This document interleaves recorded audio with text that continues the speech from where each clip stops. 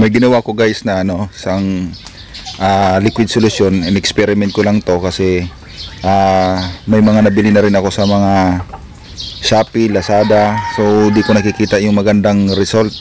So gumawa ko ng sarili kong liquid solution. Na try ko na rin to sa isa kong aso na Belgian.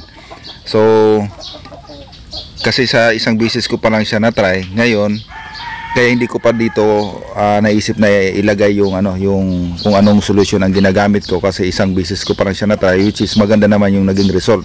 So may nag-advise kasi sa akin na pag naggamit ako ng mga solusyon na pang tanggal ng mga garapata or mga kuto, kailangan ko kagad na after a minute kailangan paliguan agad para hindi madilaan ng aso, para hindi malason yung aso. So yun yung advice sa akin na gagawin ko sa next na vlog ko, sa magiging result nitong ginawa kong solution na pantanggal sa garapata, which is naawa ko kasi dito sa sa aso na askal na dito sa kapitbahay namin.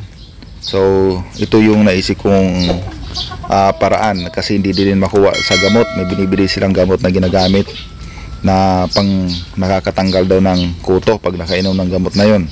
So marami yun sa market, nakita ko din yun pero walang naging resulta. So di ko alam kung anong may mali, kung baka expired yung ginamit nilang or talagang hindi kaya na ng ginagamit nilang powder na nabibili sa mga tindahan.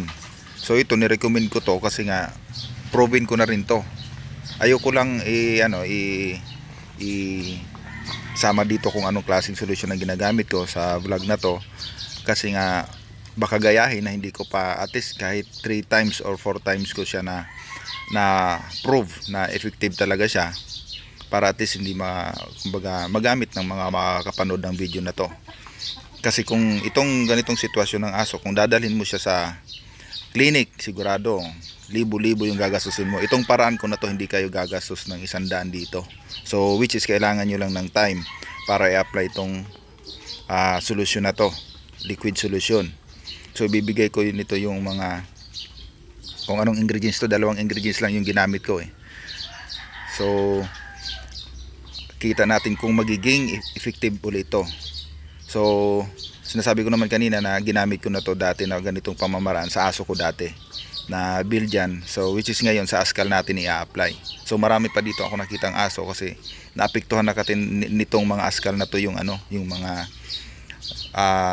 kapitbahay namin dito na mga may lahi yung aso. So ang askal kasi dito kalat-kalat lang. So which is simulan natin dito sa isang aso yung paraan natin, at least makatulong, kasi kung hindi ito gagamutin sila, mauubos ang aso na ito, mamamatay ito sigurado, for sure.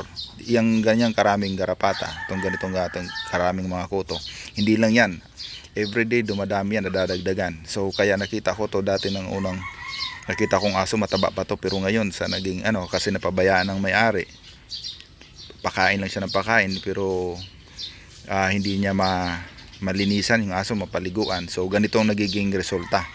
So kung hayaan na lang din, mamamatay talaga tong aso na to kung hindi natin tutulungan kung paano maalis tong mga garapata na to. So guys, sa susunod na vlog ko, makipapakita ko sa inyo kung ano yung naging resulta sa kanya na ginawa nating paraan para matanggal yung kanyang mga garapata sa kakuto, sa kung ano man mga insekto na sa katawan niya. So ngayon, kasi nakita nyo naman, hindi ko to napaliguan kaagad. So ngayon sa susunod na vlog ko, kailangan natin after ng application, kailangan ko siyang paliguan after a minute para matanggal yung lason sa katawan niya. So yun lang yun guys.